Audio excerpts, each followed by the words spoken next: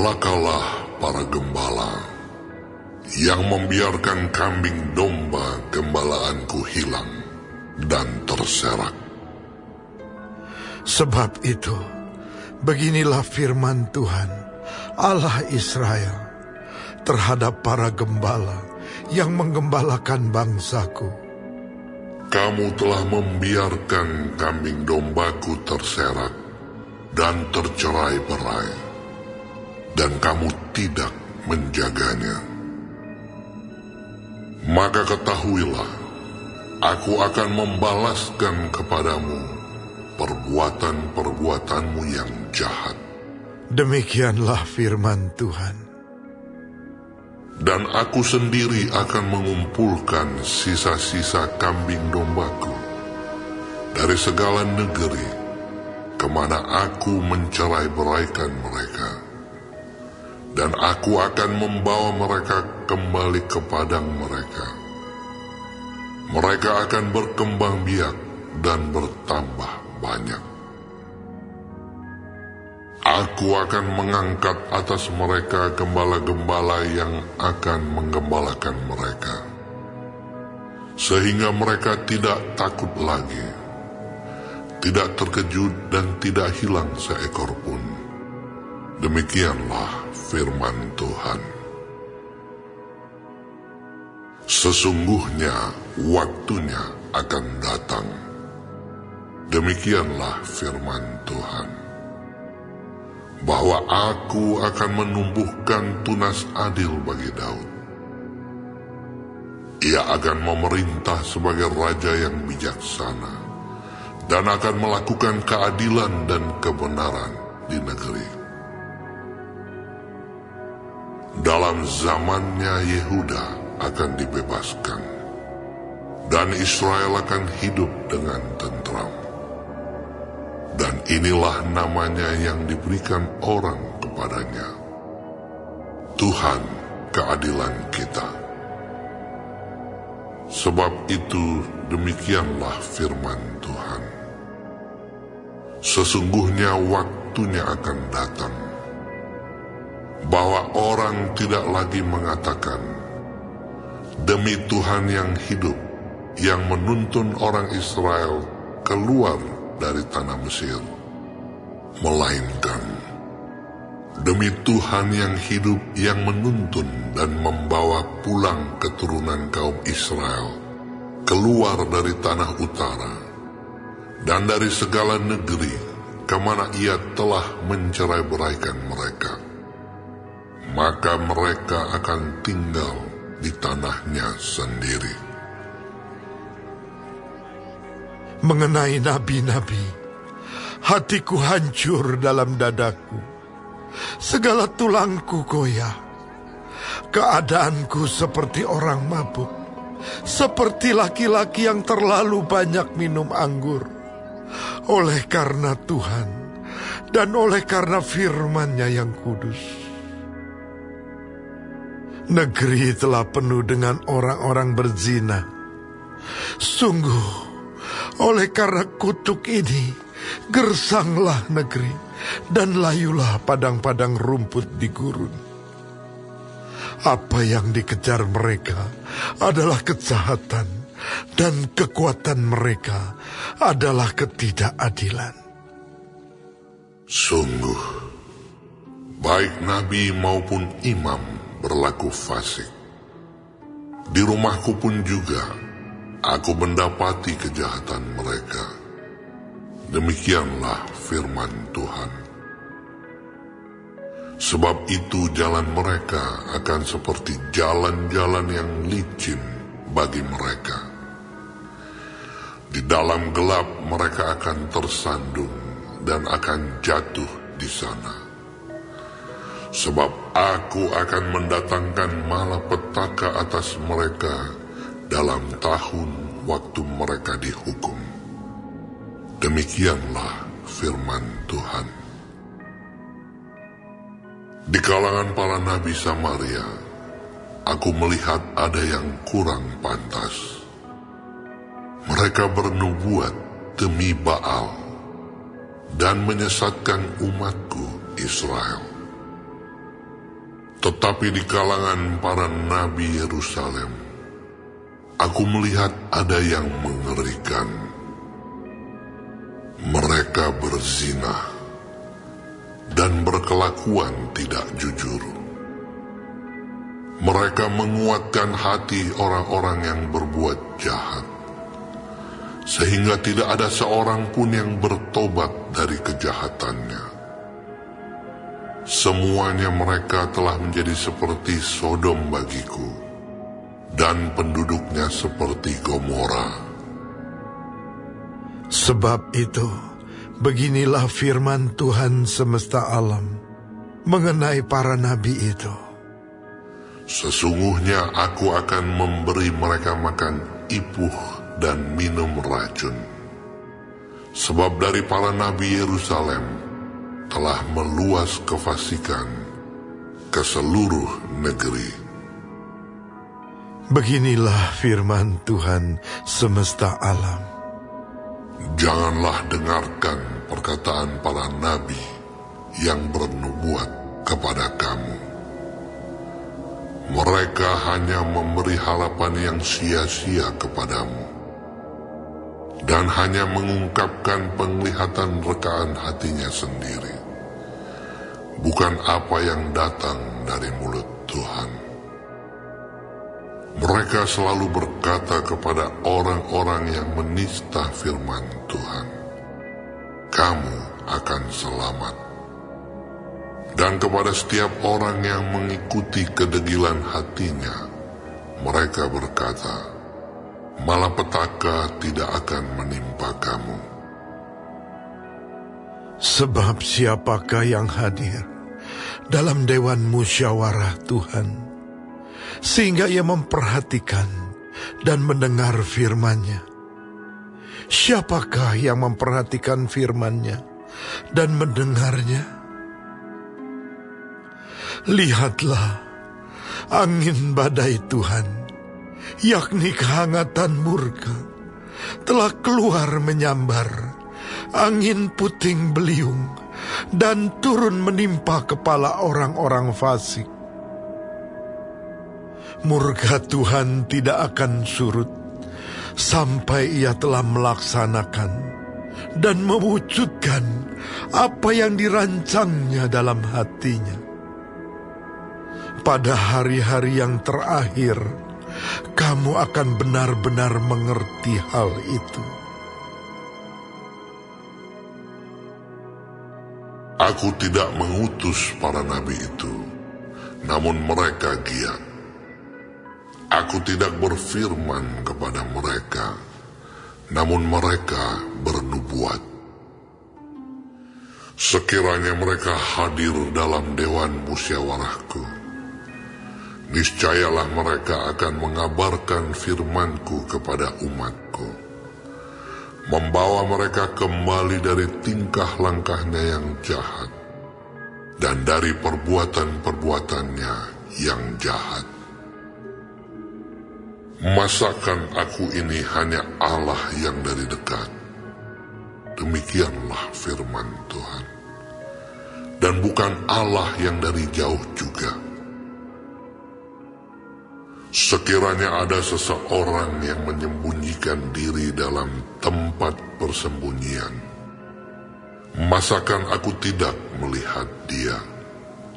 Demikianlah firman Tuhan. Tidakkah aku memenuhi langit dan bumi? Demikianlah firman Tuhan. Aku telah mendengar apa yang dikatakan oleh para nabi yang bernubuat palsu demi namaku dengan mengatakan, Aku telah bermimpi. Aku telah bermimpi. Sampai bila mana hal itu ada dalam hati para nabi yang bernubuat palsu dan yang menubuatkan tipu rekaan hatinya sendiri, yang merancang membuat umatku melupakan namaku dengan mimpi-mimpinya yang mereka ceritakan seorang kepada seorang, sama seperti nenek moyang mereka melupakan namaku oleh karena Baal. Nabi yang beroleh mimpi, biarlah menceritakan mimpinya itu. Dan nabi yang beroleh firmanku, biarlah menceritakan firmanku itu dengan benar. Apakah sangkut paut jerami dengan gandum? Demikianlah firman Tuhan. Bukankah firmanku seperti api? Demikianlah firman Tuhan. Dan seperti palu yang menghancurkan bukit batu. Sebab itu sesungguhnya aku akan menjadi lawan para nabi. Demikianlah firman Tuhan, yang mencuri firmanku masing-masing dari temannya. Sesungguhnya aku akan menjadi lawan para nabi. Demikianlah firman Tuhan, yang memakai lidahnya sewenang-wenang untuk mengutarakan firman ilahi. Sesungguhnya aku akan menjadi lawan mereka yang menubuatkan mimpi-mimpi dusta. Demikianlah firman Tuhan, dan yang menceritakannya serta menyesatkan umatku dengan dustanya dan dengan bualnya. Aku ini tidak pernah mengutus mereka dan tidak pernah memerintahkan mereka. Mereka sama sekali tiada berguna untuk bangsa ini. Demikianlah firman Tuhan. Apabila bangsa ini, baik nabi ataupun imam, bertanya kepadamu, apakah sabda yang dibebankan oleh Tuhan? Maka jawablah mereka, kamulah beban itu. Sebab itu kamu akan kubuang dari hadapanku. Demikianlah firman Tuhan. Adapun nabi atau imam, atau rakyat yang masih berbicara tentang sabda yang dibebankan oleh Tuhan, kepada orang itu dan kepada keluarganya akan kulakukan pembalasan. Beginilah harus kamu katakan, masing-masing kepada temannya dan masing-masing kepada saudaranya. Apakah jawab Tuhan? Atau apakah firman Tuhan? Tetapi sabda yang dibebankan oleh Tuhan, janganlah kamu sebut-sebutkan lagi. Sebab yang menjadi beban bagi setiap orang ialah perkataannya sendiri. Oleh karena kamu telah memutarbalikkan perkataan-perkataan Allah yang hidup, Tuhan semesta alam, Allah kita.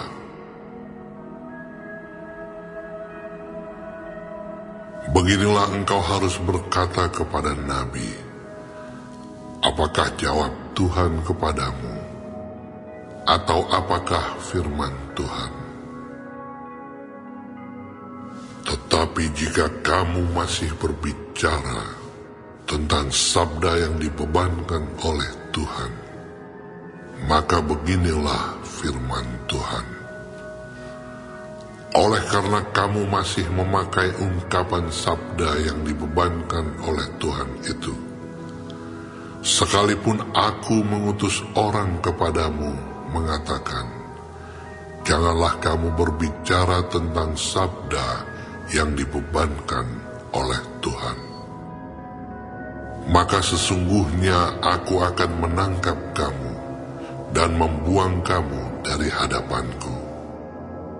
Kamu serta kota yang telah kuberikan kepadamu dan kepada nenek moyangmu itu. Aku akan menimpakan kepadamu aib yang kekal dan noda yang kekal, yang tidak akan terlupakan.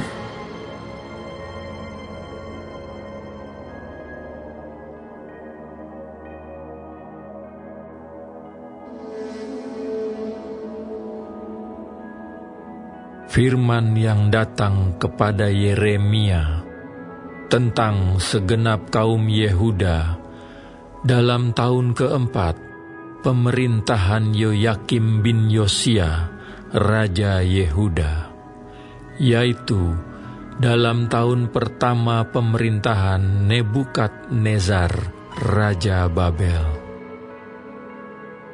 Firman itu telah disampaikan oleh Nabi Yeremia kepada segenap kaum Yehuda dan kepada segenap penduduk Yerusalem.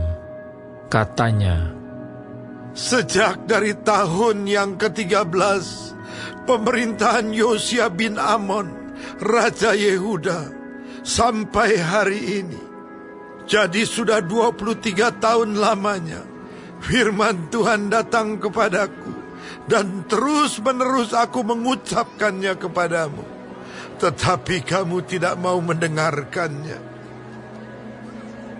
Juga Tuhan terus-menerus mengutus kepadamu semua hambanya, yakni nabi-nabi, tetapi kamu tidak mau mendengarkan dan memperhatikannya. Kata mereka, bertobatlah masing-masing kamu dari tingkah lakumu yang jahat dan dari perbuatan-perbuatanmu yang jahat.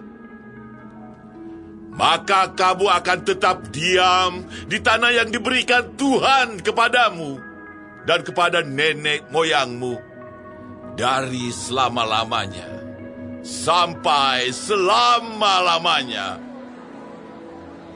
Juga janganlah kamu mengikuti Allah lain untuk beribadah dan sujud menyembah kepadanya. Janganlah kamu menimbulkan sakit hatiku dengan buatan tanganmu, supaya jangan aku mendatangkan malapetaka kepadamu. Tetapi kamu tidak mendengarkan aku. Demikianlah firman Tuhan, sehingga kamu menimbulkan sakit hatiku dengan buatan tanganmu untuk kemalanganmu sendiri. Sebab itu, beginilah firman Tuhan semesta alam. Oleh karena kamu tidak mendengarkan perkataan-perkataanku, sesungguhnya aku akan mengerahkan semua kaum dari utara. Demikianlah firman Tuhan, menyuruh memanggil Nebukadnezar, Raja Babel, hambaku itu. Aku akan mendatangkan mereka melawan negeri ini, melawan penduduknya, dan melawan bangsa-bangsa sekeliling ini, yang akan kutumpas dan kubuat menjadi kengerian, menjadi sasaran suitan, dan menjadi ketandusan untuk selama-lamanya.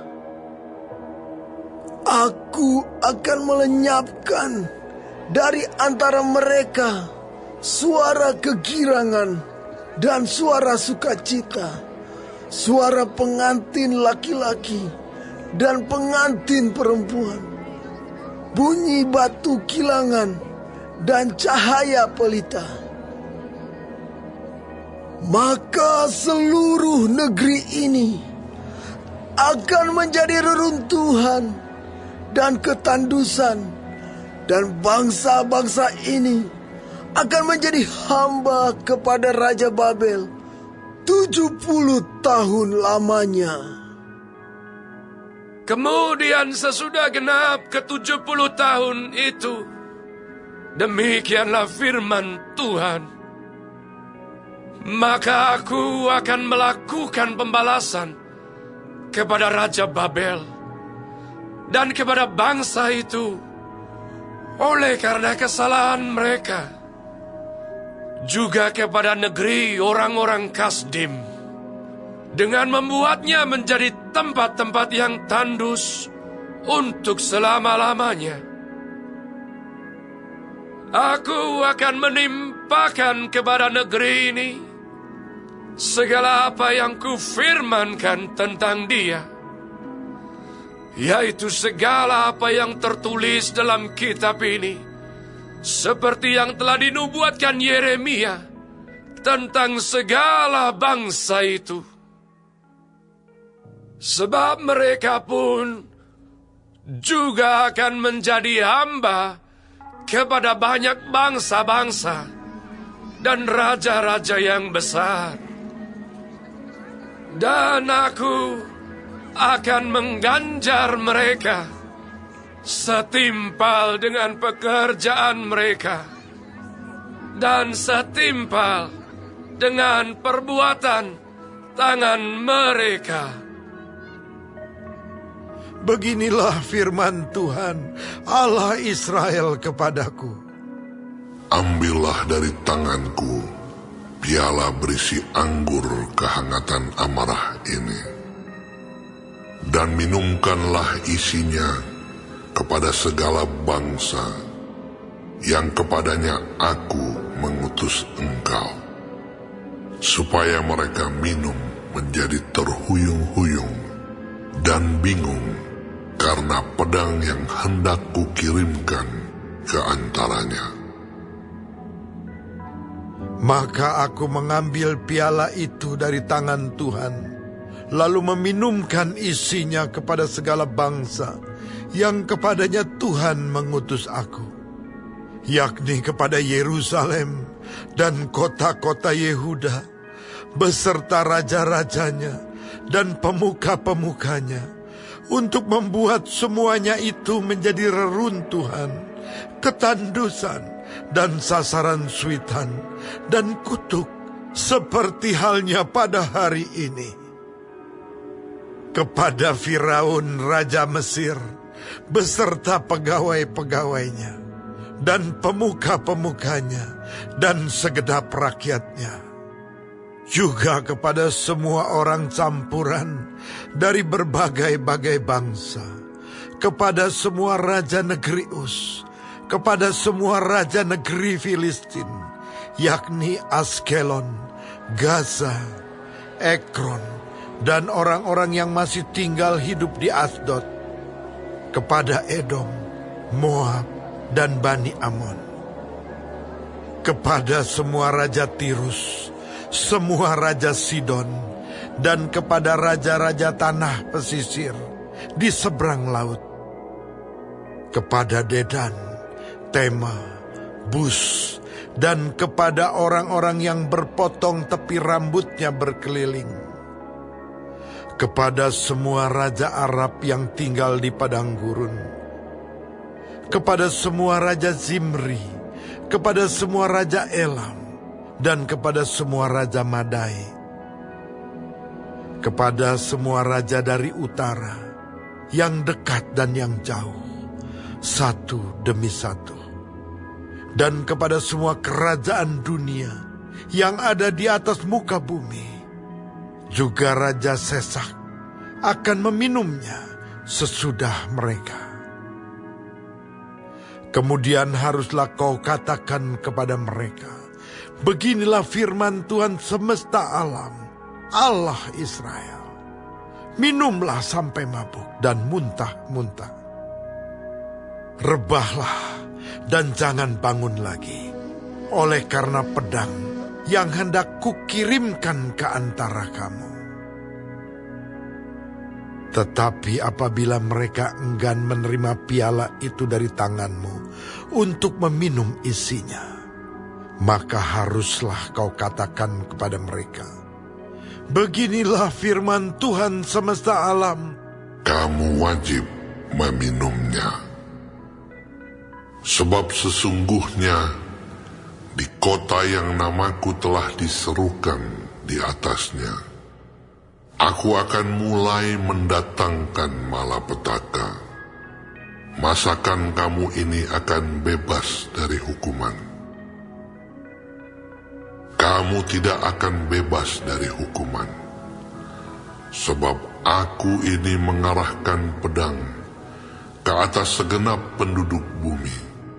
Demikianlah firman Tuhan, semesta alam. Dan engkau ini, nubuatkanlah segala firman ini kepada mereka. Katakanlah kepada mereka, Tuhan akan menengking dari tempat tinggi dan memperdengarkan suaranya dari tempat pernaungannya yang kudus. Ia akan mengaum hebat terhadap tempat penggembalaannya, suatu pekik seperti yang dipekikkan pengirik-pengirik buah anggur terhadap segenap penduduk bumi. Deru perang akan sampai ke ujung bumi, sebab Tuhan mempunyai pengaduan terhadap bangsa-bangsa. Ia akan berperkara dengan segala makhluk. Orang-orang fasik akan diserahkannya kepada pedang. Demikianlah firman Tuhan. Beginilah firman Tuhan semesta alam.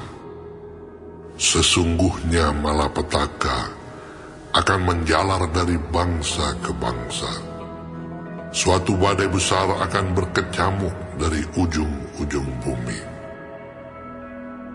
Maka pada hari itu akan bergelimpangan orang-orang yang mati terbunuh oleh Tuhan.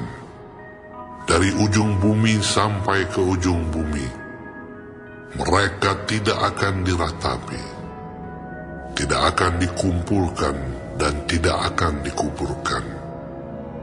Mereka akan menjadi pupuk di ladang. Mengeluh dan berteriaklah, hai para gembala. Berguling-gulinglah dalam debu, hai pemimpin-pemimpin kawanan kambing domba. Sebab sudah genap waktunya kamu akan disembelih, dan kamu akan rebah seperti domba jantan pilihan. Maka bagi para gembala tidak akan ada lagi kelepasan, dan bagi para pemimpin kawanan kambing domba tidak akan ada lagi keluputan.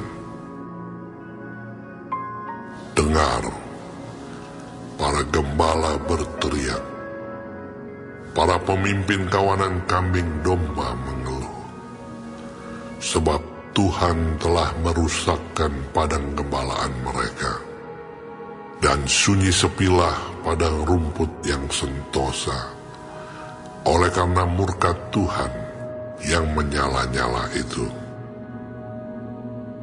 Seperti singa ia meninggalkan semak belukar persembunyiannya, sebab negeri mereka sudah menjadi ketandusan, oleh karena pedang yang dahsyat, oleh karena murkanya yang menyala-nyala.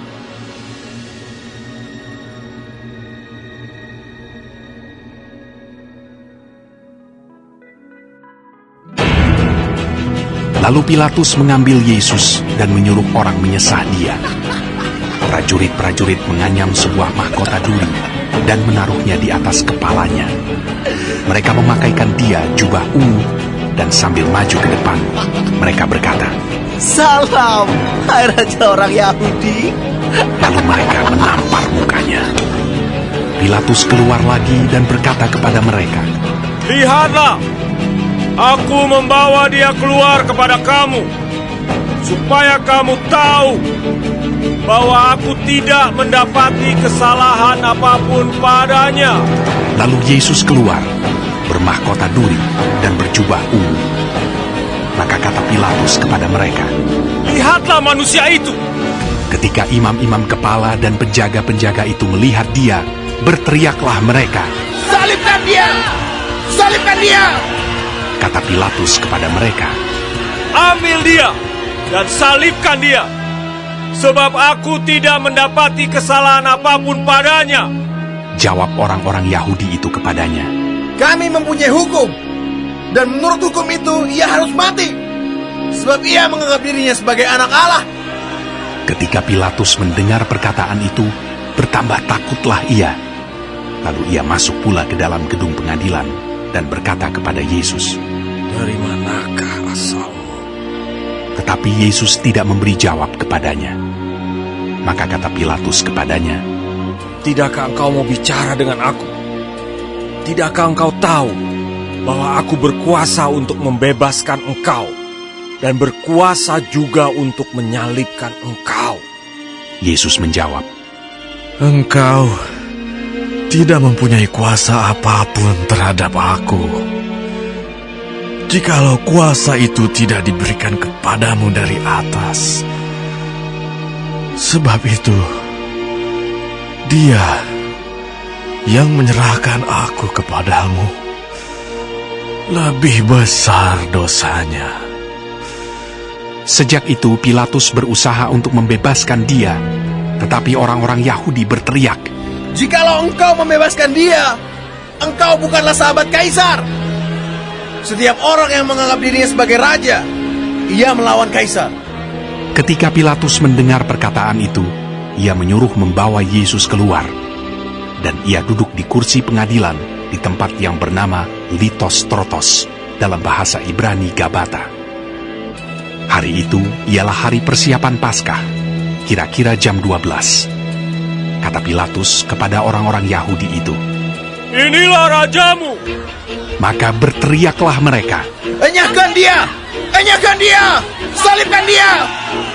Kata Pilatus kepada mereka, "Haruskah aku menyalibkan rajamu?" Jawab imam-imam kepala, Kami tidak mempunyai raja selain daripada Kaisar. Akhirnya Pilatus menyerahkan Yesus kepada mereka untuk disalibkan. Mereka menerima Yesus.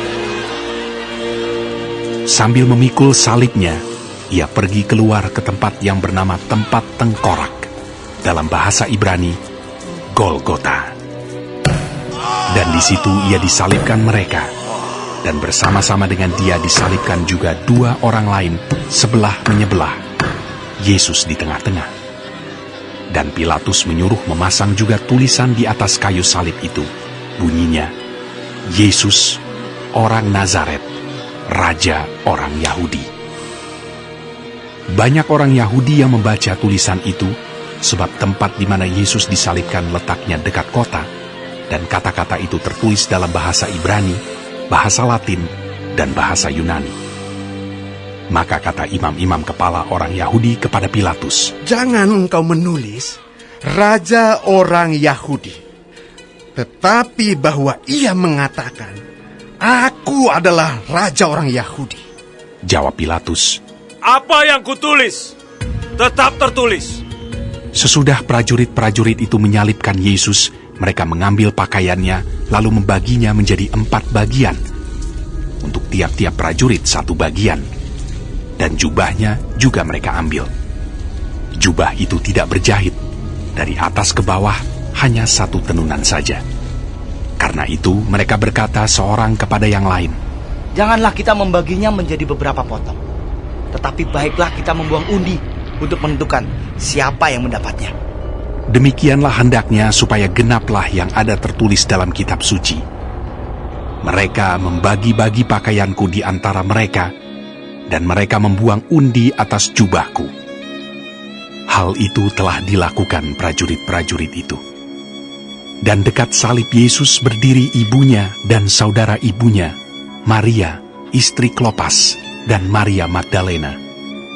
Ketika Yesus melihat ibunya dan murid yang dikasihinya di sampingnya, berkatalah ia kepada ibunya, Ibu,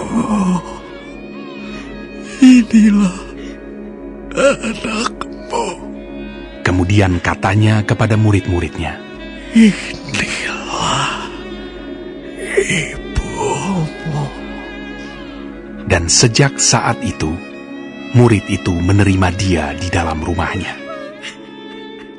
Sesudah itu, karena Yesus tahu bahwa segala sesuatu telah selesai, berkatalah ia, supaya genaplah yang ada tertulis dalam kitab suci. Aku haus. Di situ ada suatu bekas penuh anggur asam. Maka mereka mencucukkan bunga karang yang telah dicelupkan dalam anggur asam pada sebatang hisop, lalu mengunjukkannya ke mulut Yesus. Sesudah Yesus meminum anggur asam itu, berkatalah ia, "Sudah selesai." Lalu ia menundukkan kepalanya dan menyerahkan nyawanya. Karena hari itu hari persiapan, dan supaya pada hari Sabat mayat-mayat itu tidak tinggal tergantung pada kayu salib, sebab Sabat itu adalah hari yang besar, maka datanglah orang-orang Yahudi kepada Pilatus dan meminta kepadanya supaya kaki orang-orang itu dipatahkan dan mayat-mayatnya diturunkan. Maka datanglah prajurit-prajurit lalu mematahkan kaki orang yang pertama dan kaki orang yang lain yang disalibkan bersama-sama dengan Yesus. Tetapi ketika mereka sampai kepada Yesus dan melihat bahwa ia telah mati, mereka tidak mematahkan kakinya. Tetapi seorang dari antara prajurit itu menikam lambungnya dengan tombak, dan segera mengalir keluar darah dan air. Dan orang yang melihat hal itu sendiri yang memberikan kesaksian ini, dan kesaksiannya benar. Dan ia tahu bahwa ia mengatakan kebenaran, supaya kamu juga percaya. Sebab hal itu terjadi, supaya genaplah yang tertulis dalam kitab suci. Tidak ada tulangnya yang akan dipatahkan. Dan ada pula nas yang mengatakan, mereka akan memandang kepada Dia yang telah mereka tikam.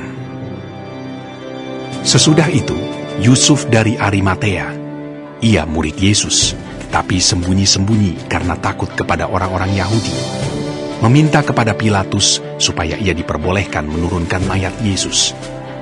Dan Pilatus meluluskan permintaannya itu.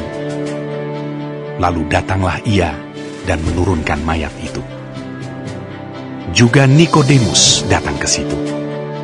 Dialah yang mula-mula datang waktu malam kepada Yesus. Ia membawa campuran minyak mur dengan minyak gaharu, kira-kira 50 kati beratnya. Mereka mengambil mayat Yesus, mengapaninya dengan kain lenan, dan membubuhinya dengan rempah-rempah menurut adat orang Yahudi bila menguburkan mayat. Dekat tempat di mana Yesus disalibkan ada suatu taman, dan dalam taman itu ada suatu kubur baru yang di dalamnya belum pernah dimakamkan seseorang. Karena hari itu hari persiapan orang Yahudi, sedang kubur itu tidak jauh letaknya, maka mereka meletakkan mayat Yesus ke situ.